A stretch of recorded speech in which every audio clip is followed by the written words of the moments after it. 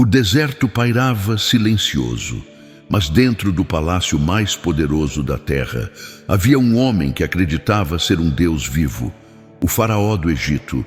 Ele não governava apenas, ele dominava. Suas ordens moldavam o destino de nações. Seu nome despertava medo. Seu olhar fazia homens tremerem e seus gestos eram suficientes para decidir quem viveria e quem morreria. Para ele, não havia limites, não havia fronteiras e, principalmente, não havia ninguém acima dele. Mas essa era a ilusão que o levaria a enfrentar o próprio Deus. No auge de seu poder, o faraó acreditava: eu sou o sol que sustenta o Egito. Mas a verdade é que aquele sol estava prestes a ser apagado para sempre, porque em meio ao brilho arrogante do trono, algo se aproximava. Um simples pastor, com um cajado desgastado, uma história marcada por erros e uma missão impossível: confrontar o rei que dizia ser divino. Seu nome? Moisés. E quando esses dois mundos se encontrassem, a terra inteira ouviria o impacto. No salão dourado do Egito, o ar pesava. Servos se afastavam, soldados enrijeciam as lanças, e o homem que todo o reino temia erguia seu queixo com desprezo: o faraó, aquele que se proclamava filho dos deuses, e diante dele caminhava alguém que ele jamais consideraria digno: Moisés. Um homem simples, um ex-príncipe que abandonara a glória, um pastor que se atrevia a encarar o soberano. Cada passo ecoava como um desafio. O faraó apertou os dedos no braço do trono, irritado pela ousadia. E Moisés, com o cajado firme, pronunciou as palavras que rasgariam a história: assim diz o Senhor, deixa o meu povo ir. Silêncio. E então, o riso. Não um riso comum, mas o riso de quem acredita ser intocável, de quem vê o próprio Deus como uma piada. Quem é esse Deus de vocês, para que eu o obedeça? Disse o faraó com deboche. Eu não conheço o Senhor, e não deixarei Israel ir. Naquele instante algo mudou no ambiente. A corte, que sempre vibrava com música e luxo, agora parecia sombria, pesada, como se o próprio ar soubesse que aquelas palavras seriam cobradas. Moisés não recuou. A voz dele não tremeu, porque ele não falava como um homem, mas como um mensageiro. Você endureceu o coração, mas Deus mostrará quem ele é. O faraó inclinou o corpo para a frente, olhos ardendo de orgulho. Eu sou o faraó. Eu decido o destino deste povo. Nenhum Deus mudará isso. E com um gesto, ele expulsou Moisés. Mas naquele gesto, ele selou o começo da sua ruína. Aquele era apenas o primeiro confronto, e o céu estava prestes a se abrir em julgamento. A noite caiu sobre o Egito como um manto pesado, e enquanto a cidade dormia, Moisés se levantou à beira do grande rio que sustentava a nação. O Nilo, o orgulho do Egito, a fonte de vida e o símbolo do poder do faraó. Ali, diante das águas tranquilas, Deus deu a ordem. Quando o sol nasceu, o faraó caminhou até o rio, como fazia todos os dias para reafirmar sua divindade. Mas dessa vez, algo diferente o esperava. Moisés estava lá, imóvel, sereno, segurando o cajado que carregava a autoridade do Deus invisível. O faraó se aproximou com passos lentos, acompanhado de guardas e sacerdotes. Ele fitou Moisés com desprezo, um desprezo que escondia irritação, mas jamais medo. Moisés levantou o cajado e disse: assim diz o Senhor, com isso ferirei as águas do rio e elas se tornarão sangue. Antes que alguém pudesse reagir, o cajado tocou a superfície. Um som abafado ecoou, como se o próprio rio tivesse gemido. Então, aconteceu. O azul do Nilo começou a escurecer. Depois, avermelhou. E em questão de segundos, um vermelho profundo tomou conta do rio. Não era tinta, não era ilusão, era sangue, quente, denso, vivo. Os peixes emergiam mortos. O cheiro se tornou insuportável. Os sacerdotes recuaram, horrorizados, e o povo às margens gritava aterrorizado, mas o faraó, ele permaneceu ali, rígido, tentando manter a máscara de superioridade, mesmo enquanto sua divindade era humilhada diante de todos. Feitiçaria, sussurrou um dos magos ao seu lado. Eles tentaram imitar o milagre e produziram um pouco de água tingida, suficiente apenas para alimentar o orgulho do faraó. Ele respirou fundo, ignorando o rio morto diante de si. Não deixarei o povo ir. Foi a frase mais tola e mais cara que o Egito ouviria naquele século. O sangue escorria pelo rio, mas o coração do faraó continuava mais duro que pedra. E aquela foi apenas a primeira ferida no império que se julgava eterno. O Nilo continuava vermelho como ferida aberta. 7 dias se passaram e o Egito, orgulhoso, tentava seguir sua rotina, lavando as roupas com água suja, improvisando poços, fingindo que nada havia acontecido. Mas todos sabiam, algo invisível caminhava entre eles. Algo que o faraó não conseguia controlar. E então veio a segunda ordem. Na madrugada silenciosa, Moisés se apresentou mais uma vez diante do palácio real. Os guardas, agora mais tensos, abriram caminho, com uma mistura de medo e irritação. O faraó estava sentado em seu trono, mas sua postura denunciava noites mal dormidas. Moisés falou: "Deixe o povo do Senhor ir." "Eu já disse que não", respondeu o faraó, mas sua voz não tinha a mesma força. Moisés levantou o cajado e anunciou: "Então o Nilo vomitará rãs sobre toda a terra do Egito." O faraó riu. Um riso curto, forçado, como quem não quer admitir que o terror começa a despontar. Mas quando a noite caiu, a terra tremeu. Primeiro, ouviram croaques distantes. Depois, milhares. Depois, milhões. Uma onda verde e úmida tomou conta do Egito. As rãs emergiram do Nilo como um exército vivo, saltando para dentro das casas, dos celeiros, das panelas, dos quartos, até mesmo do trono do faraó. Elas tomaram o palácio de tal forma que os servos precisavam remover dezenas para dar um único passo. O faraó perdeu o sono. Cada vez que fechava os olhos, rãs pulavam sobre seu peito, seu rosto, sua cama. Era impossível ignorar. Humilhado, furioso, exausto, ele chamou às pressas Moisés e Arão. "Tirem isso daqui. Façam essas criaturas desaparecerem e eu deixarei o povo partir." Moisés o encarou em silêncio por um instante. Depois disse: "Quando quer que isso termine?" O faraó hesitou. Ele sabia que qualquer resposta seria uma rendição pública. "Amanhã", Moisés orou. E na manhã seguinte, as rãs começaram a morrer, aos milhares, aos montes, apodrecendo ao sol, espalhando um cheiro insuportável por toda a nação. E quando tudo parecia resolvido, o coração do faraó endureceu novamente. "Eles não irão." A palavra ecoou pelos corredores do palácio como uma sentença. A arrogância dele havia vencido o medo, por enquanto, mas tudo aquilo era apenas o início. Depois da praga das rãs, o Egito precisava respirar. O faraó acreditava que tudo voltaria ao normal, que a fraqueza que demonstrou ao pedir ajuda a Moisés jamais se repetiria. Seu orgulho era uma muralha alta, construída pedra por pedra desde sua infância. E agora ele estava decidido, não voltaria a ceder.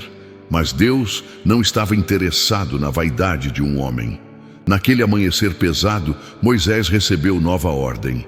Ele e Arão caminharam até uma área seca, onde o sol golpeava a areia como lâminas de fogo. Sem palavra alguma, Arão ergueu o cajado. Com um único movimento, tocou o pó do chão. E no exato instante em que a ponta do cajado encostou na areia, o pó se transformou. Cada grão se contorceu, ganhou pernas, ganhou vida, e o Egito foi tomado por piolhos. Eles surgiram como tempestade invisível, invadindo fendas, roupas, barbas, cabelos, leitos, ferramentas. Homens, mulheres, crianças, animais, nada conseguia escapar. Era impossível respirar sem sentir a coceira penetrante subindo pela pele, impossível trabalhar, impossível descansar. O país inteiro coçava, gemia e se atormentava. No palácio, os primeiros gritos dos servos ecoaram durante a madrugada. Os nobres se desesperavam, arrancando adornos, esfregando a cabeça, tentando esmagar o que parecia multiplicar-se sem fim. O faraó, pela primeira vez, não conseguia disfarçar o desconforto. Seus olhos ardiam, seu couro cabeludo queimava e sua aparência, sempre impecável, agora refletia caos. Determinado a provar que ainda tinha controle, ele chamou seus magos. "Repliquem o milagre", ordenou. "Mostrem que Moisés não é nada." Os sacerdotes tentaram, realizaram rituais, murmúrios sagrados, queimaram incensos, invocaram forças que sempre atenderam ao palácio.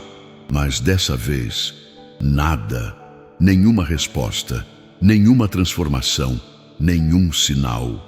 Eles se entreolharam em pânico. Era a primeira vez que seus poderes falhavam de forma absoluta. E então, derrotados, aproximaram-se do faraó com a voz embargada. "Isto é o dedo de Deus." O salão ficou em silêncio. Era a primeira admissão explícita de que algo além da magia egípcia estava em ação, algo infinitamente maior. Mas o coração do faraó endureceu de novo. Mesmo diante da derrota dos seus feiticeiros, mesmo sentindo piolhos caminharem por seu próprio corpo, ele se levantou do trono com a expressão fria. "Eles não irão." E assim, a resistência dele selou o destino do Egito. A próxima praga seria diferente, mais intensa, mais humilhante, mais impossível de ignorar. A terceira praga havia deixado o Egito em silêncio. O fracasso dos magos pesava como uma sombra sobre o palácio e até o faraó, apesar de esconder o desconforto, sabia que algo havia mudado. Mas ele se recusava a admitir. Se dobrar-se a Moisés uma vez parecia humilhação, fazê-lo novamente seria insuportável para alguém que se considerava um Deus vivo. Deus, porém, estava apenas começando a revelar a extensão de seu poder. Naquela manhã abafada, Moisés voltou ao palácio. Seus passos eram firmes, não por arrogância, mas porque carregavam uma convicção que nenhum rei podia intimidar.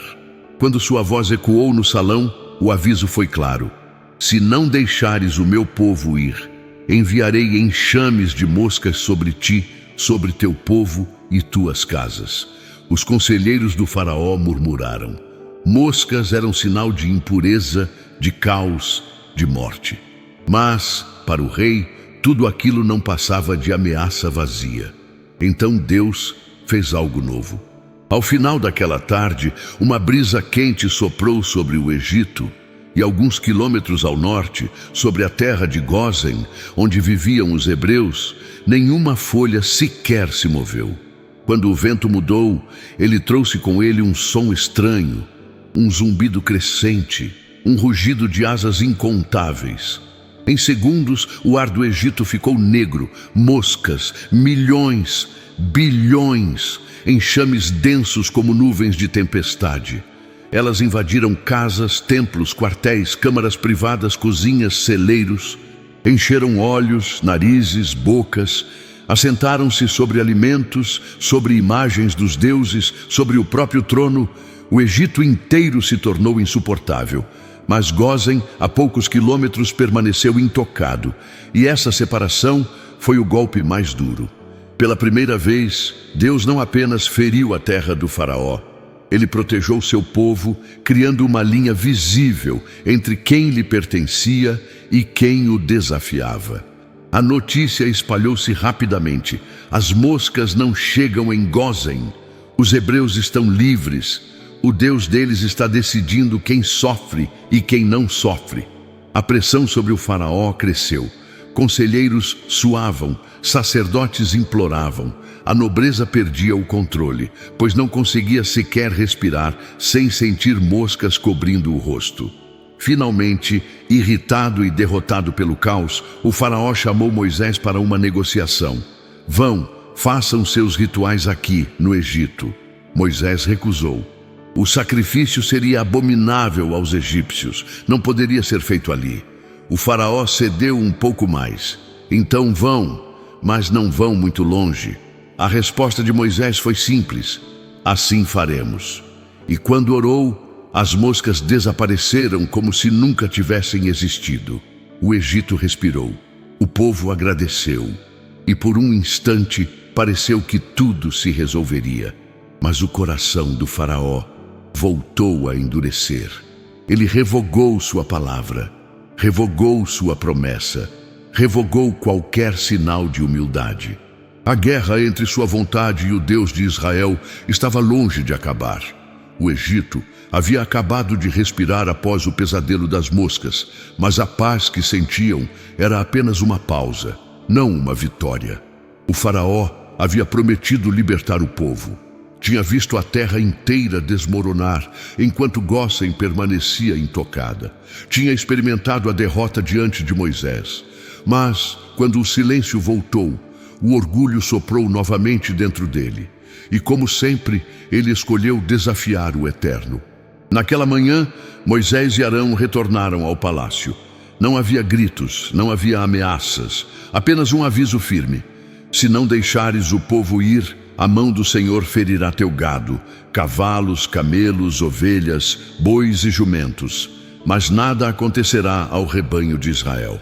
O faraó nem respondeu, apenas virou o rosto como alguém que se recusa a admitir medo. Mas, em seu íntimo, ele sabia. Cada palavra dita por Moisés se cumpria com precisão devastadora. O dia em que o silêncio se tornou um grito. Ao amanhecer seguinte, um cheiro pesado tomou a região rural do Egito. Algo incomum, amargo, denso, o cheiro da morte. Pastores correram pelas planícies e encontraram seus rebanhos caídos no chão. Bois, símbolos de força. Cavalos, pilares da frota militar. Camelos, essenciais para o comércio. Ovelhas, base da alimentação e dos sacrifícios. Mortos, todos. A praga não destruiu casas, não feriu pessoas. Ela atacou o coração econômico, militar e espiritual do Egito. E o impacto foi avassalador. Homens choravam, mulheres lamentavam como se tivessem perdido familiares. Sacerdotes tentavam oferecer rituais, mas não havia animais puros para o sacrifício. Os exércitos ficaram vulneráveis, desorganizados. Caravanas comerciais pararam, e enquanto o Egito ruía, em Gósen, os rebanhos pastavam tranquilos. Nenhum animal sequer tossiu. O faraó, desesperado para negar a verdade, enviou inspetores. Queria pegar Moisés em uma mentira, provar ao menos uma vez que o Deus dos hebreus era limitado. Os inspetores voltaram pálidos. Senhor, em Gósen nenhum animal morreu. A notícia ecoou pelas paredes douradas do palácio como uma sentença. O Egito chorava. Israel vivia em paz. Moisés não precisava mais provar nada. O próprio Deus estava falando alto. E o homem que se dizia divino estava perdendo o controle de tudo. A reação mais perigosa. Qualquer líder sábio teria cedido. Qualquer homem sensato teria entendido o recado. Qualquer coração humano teria tremido. Mas o coração do faraó endureceu ainda mais. O orgulho o cegou. A raiva o aprisionou. A humilhação o transformou em pedra. Ele decidiu resistir. E sua resistência arrastaria todo o Egito para um abismo ainda mais profundo. O Egito ainda lamentava a morte de seu gado quando Moisés recebeu uma nova ordem. Não era mais um aviso. Não era mais uma praga que devastaria a terra ou os animais. Agora, a punição atingiria o corpo humano e o terror se tornaria pessoal. A endurecida resistência do faraó ultrapassara os limites. E, quando um governante se torna impenetrável ao aprendizado, o castigo precisa tocar mais fundo. O sinal que anunciaria a praga. Deus ordenou algo estranho aos olhos humanos. Pegue fuligem dos fornos e lance-a ao ar diante do faraó. Moisés e Arão caminharam até o palácio carregando nas mãos aquilo que parecia insignificante, um punhado de cinzas negras. Mas aquelas cinzas eram mais do que pó. Eram o símbolo do sofrimento dos hebreus, usados como escravos, trabalhando em fornos ardentes para levantar tijolos para o império mais orgulhoso da terra. Ao ver Moisés, o faraó já sabia que algo terrível estava prestes a acontecer, mas, tomado pelo orgulho, não recuou. Moisés ergueu as mãos e soprou a fuligem ao vento. O vento se encarregou do resto.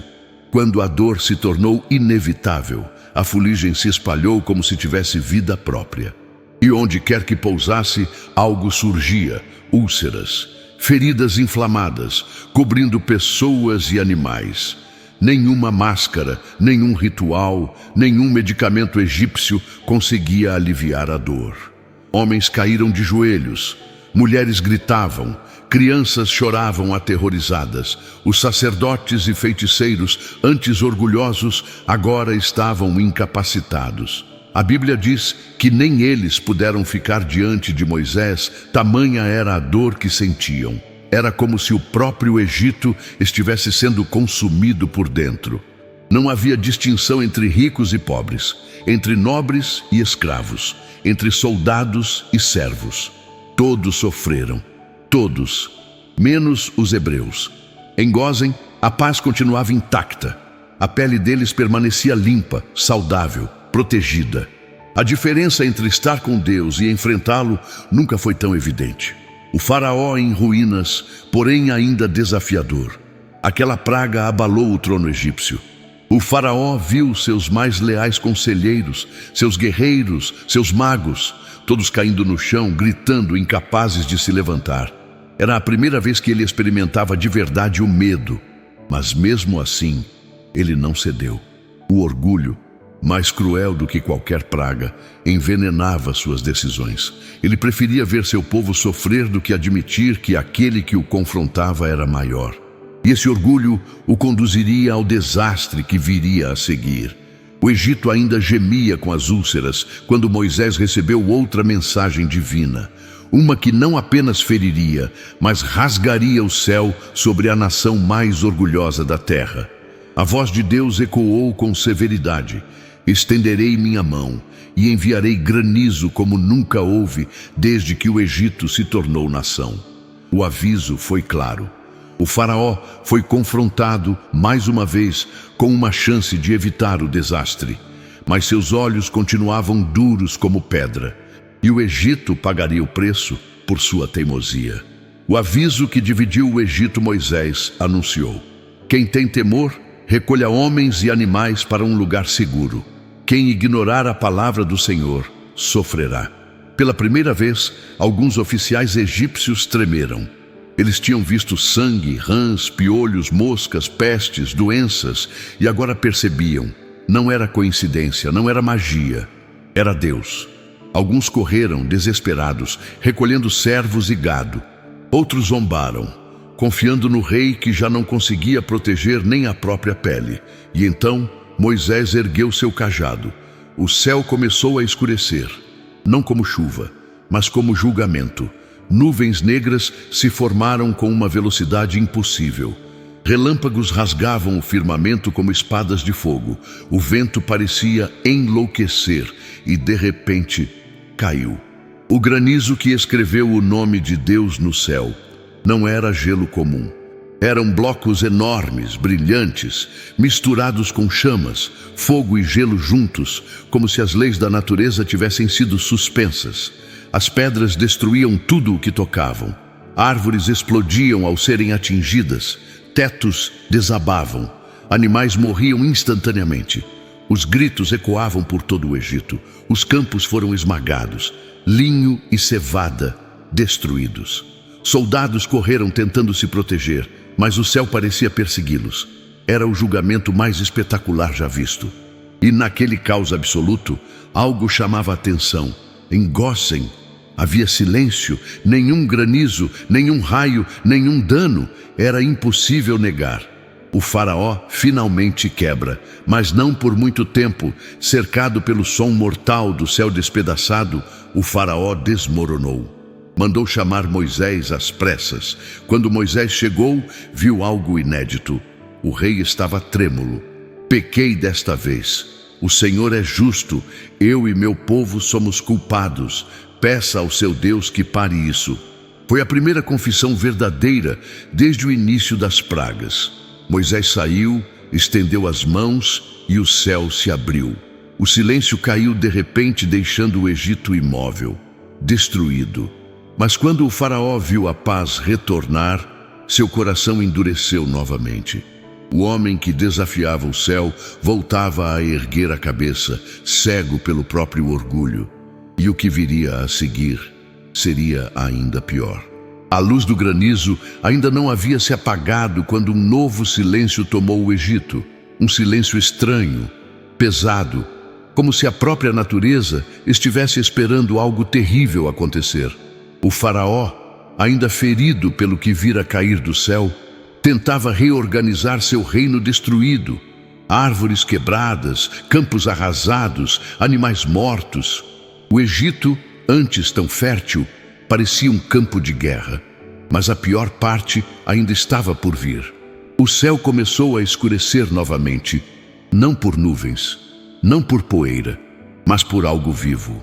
Milhares, milhões, bilhões de pequenos pontos se aproximavam como uma tempestade viva. Um dos guardas corre até o palácio, apavorado.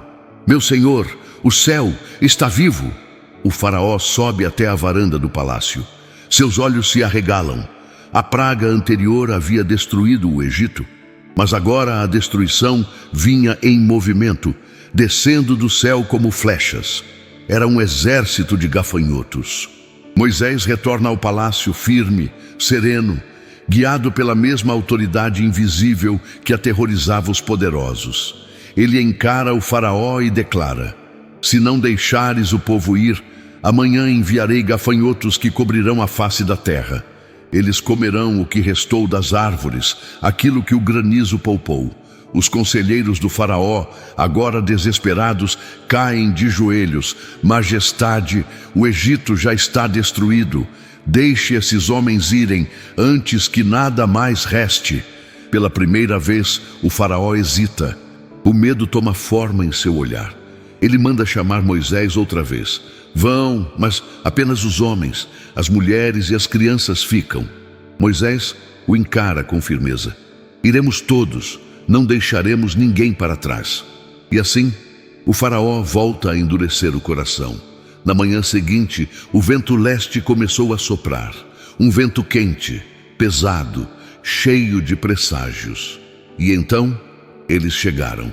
Os gafanhotos cobriram o Egito como uma segunda noite. Eles pousaram sobre os campos, sobre as casas, sobre os templos, sobre as ruínas do granizo e devoraram tudo. Tudo o que ainda tinha vida foi consumido. As plantações desapareceram. As folhas viraram pó. As árvores ficaram nuas como ossos. As pessoas gritavam nas ruas. Os sacerdotes corriam impotentes. Os soldados batiam espadas contra o chão tentando afastá-los. Mas nada funcionava. A casa do faraó também foi tomada. Gafanhotos em seus corredores. Gafanhotos sob seu trono. Gafanhotos cobrindo seu próprio corpo. Era humilhação. Era derrota. Era julgamento. Desesperado, ele manda chamar Moisés correndo. Pela primeira vez, sua voz quebra. Pequei contra o Senhor e contra vocês. Orem ao seu Deus. Tire essa morte de sobre mim. Moisés deixa o palácio e ora. Então Deus envia um vento oeste forte e poderoso que empurra os gafanhotos para dentro do mar. O Egito respira aliviado, mas como sempre, quando a calmaria chega, o coração do faraó se endurece novamente. Ele não deixa o povo ir, ainda não. O Egito, ainda respirando após o pesadelo dos gafanhotos, começou a reconstruir o pouco que restara. Mas algo estranho começou a acontecer. As aves não cantavam. Os animais estavam inquietos. O ar parecia mais pesado que o normal, como se uma tempestade estivesse prestes a cair. Mas não haveria tempestade. O que estava vindo Era algo que nenhum ser humano havia testemunhado antes. Pela manhã, quando o sol deveria surgir forte sobre as águas do Nilo, ele apareceu fraco, quase tímido. Parecia um sol doente. As pessoas levantaram a cabeça, confusas. Os sacerdotes começaram a fazer orações, percebendo que seus deuses não respondiam. Ao meio-dia, quando a luz deveria ser mais intensa, ela simplesmente desapareceu, como uma vela sufocada por uma mão invisível. De repente, trevas. Não era escuridão comum, não era apenas ausência de luz. Era uma escuridão espessa, quase palpável. Uma escuridão que penetrava os olhos, a pele, os ossos. As pessoas tentavam acender lamparinas, mas o fogo não conseguia vencer a escuridão. Era como se a noite estivesse viva. Os egípcios tateavam dentro de suas casas, paralisados pelo medo. Ninguém ousava sair. Alguns nem conseguiam levantar da cama. Era como se algo invisível os segurasse no lugar. As mães choravam. Os homens tremiam. Os sacerdotes gritavam por Ra, o Deus Sol. Mas o Deus Sol havia sido apagado. Enquanto isso, nas aldeias dos hebreus, havia luz. Luz nas casas, luz nas lamparinas, luz nos rostos. A diferença era tão impressionante que logo se tornou impossível ignorar. As trevas sabiam onde estavam pisando. Era como se a praga tivesse sido desenhada com perfeição, para atingir apenas o Egito. Os oficiais do faraó, apavorados, correram como podiam até o palácio, alguns guiados por tochas que mal iluminavam seus pés. Dentro do trono, o faraó estava sentado imóvel, engolido pela escuridão ao redor. Nem seus servos conseguiam vê-lo. Tudo o que se ouvia eram suas respirações rápidas. E o medo. Moisés é chamado novamente. A escuridão parecia se afastar quando ele entrava, como se reconhecesse quem era o verdadeiro representante de poder naquela sala. O faraó, tentando manter alguma dignidade, diz: "Vão, levem seus filhos, levem suas mulheres, mas deixem seus rebanhos." Moisés balança a cabeça firme. "Nossos rebanhos também irão. Não deixaremos nada para trás." A última máscara do faraó cai. Tomado por raiva e humilhação, ele grita: "Saia da minha presença e cuidado, porque no dia em que você aparecer diante de mim novamente, você morrerá." Moisés se aproxima um passo, e até a escuridão parece recuar. "Não voltarei mais diante de ti." Ele se vira e sai. A praga termina, mas algo terrível está prestes a acontecer. Algo que mudará a história da humanidade. A noite caiu sobre o Egito com um silêncio estranho, pesado, quase sobrenatural. Não havia vento, não havia canto de aves, não havia passos nos corredores do palácio. Era como se o próprio mundo estivesse prendendo a respiração, aguardando algo que ninguém conseguia nomear. Moisés caminhava entre o povo hebreu com uma expressão grave, ordenando que cada família cumprisse rigorosamente as instruções recebidas. Sacrificar um cordeiro sem defeito, marcar os umbrais das portas com o sangue e permanecer dentro de casa até o amanhecer. Era um momento que não permitia distrações nem desobediências.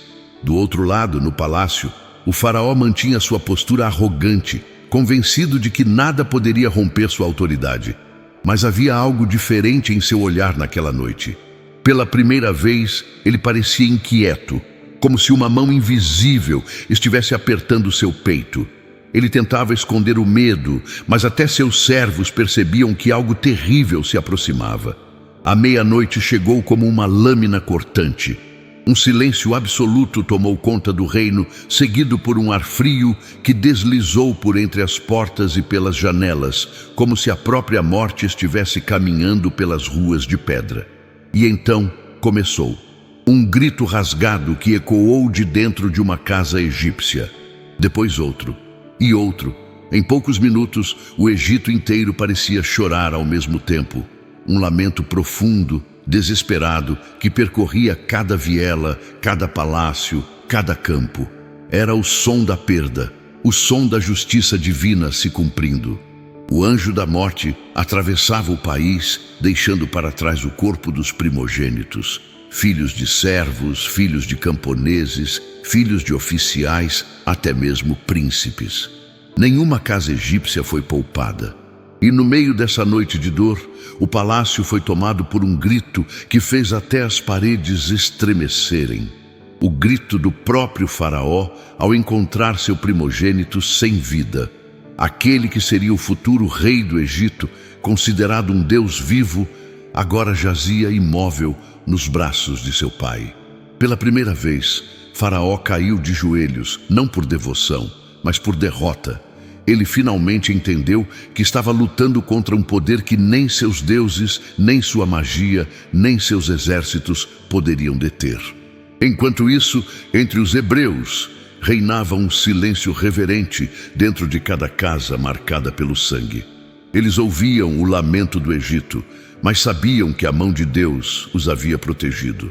Quando a madrugada começou a surgir, o que restava do orgulho de Faraó estava despedaçado. Ele mandou chamar Moisés com urgência, não mais como um rei convoca um súdito, mas como um homem arrasado implora a outro. Sua voz tremia enquanto ele dizia: levem seu povo e saiam, vão servir ao seu Deus. Apenas saiam do meu país. Assim, naquela noite inesquecível, marcada por dor para uns e libertação para outros, o Egito se dobrou. A morte caminhara entre eles e nada pôde detê-la. Era o fim da resistência, era o começo da libertação.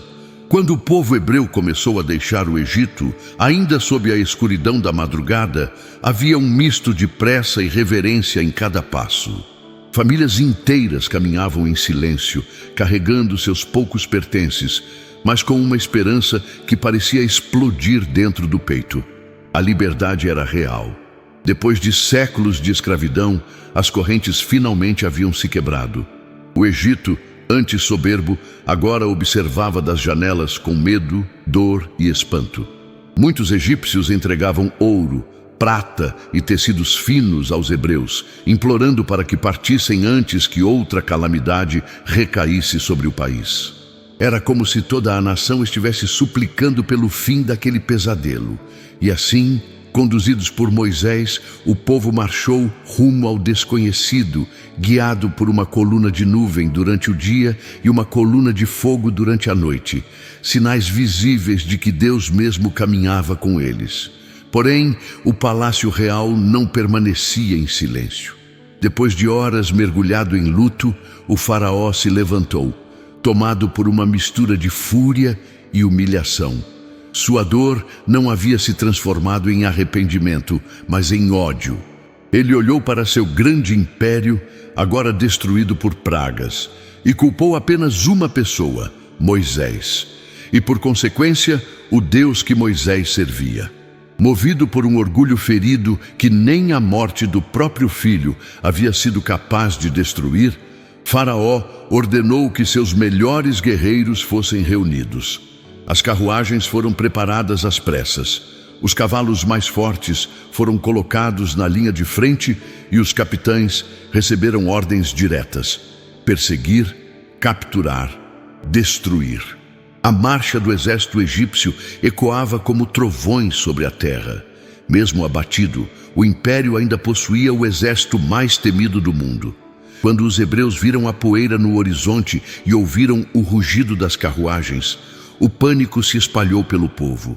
Eles estavam acampados diante do Mar Vermelho, com água à frente e guerra atrás. Muitos clamaram a Moisés, desesperados, acreditando que seriam mortos ali mesmo. Mas Moisés permaneceu firme, com os olhos fixos no céu, e disse palavras que ecoam até hoje: o Senhor lutará por vocês, permaneçam firmes. Então, diante dos olhos de milhares, um vento poderoso começou a soprar. As águas do mar começaram a se dividir, como se mãos invisíveis estivessem abrindo um caminho pela própria profundidade do oceano. As ondas se ergueram como muralhas, criando uma estrada seca onde antes havia apenas abismo. O povo atravessava com espanto e lágrimas, sentindo a presença de algo tão grandioso que que desafiava qualquer lógica humana. Enquanto isso, Faraó e seus soldados avançaram sem hesitar, inflamados de orgulho e fúria, acreditando que poderiam desafiar até mesmo um milagre. Quando o último hebreu alcançou a outra margem, Moisés se virou e ergueu o cajado. As muralhas de água estremeceram e então ruíram com força avassaladora. As carruagens foram engolidas, os cavalos arrastados, os guerreiros afundaram em desespero. E o faraó, aquele que se declarava Deus sobre a terra, encontrou seu fim nas profundezas do mar que tentou atravessar em desafio ao verdadeiro Deus. A água se fechou, o silêncio voltou, e somente o povo hebreu permaneceu de pé, testemunhando o fim do maior inimigo que haviam conhecido. Foi naquele momento que todos entenderam. Não era apenas uma libertação. Era o início de uma nova história, marcada por um Deus que mostrara ao mundo inteiro que nenhum império, nenhuma magia e nenhum rei arrogante poderia se levantar contra ele. E assim se encerra a jornada do faraó, o homem que desafiou Deus e perdeu tudo.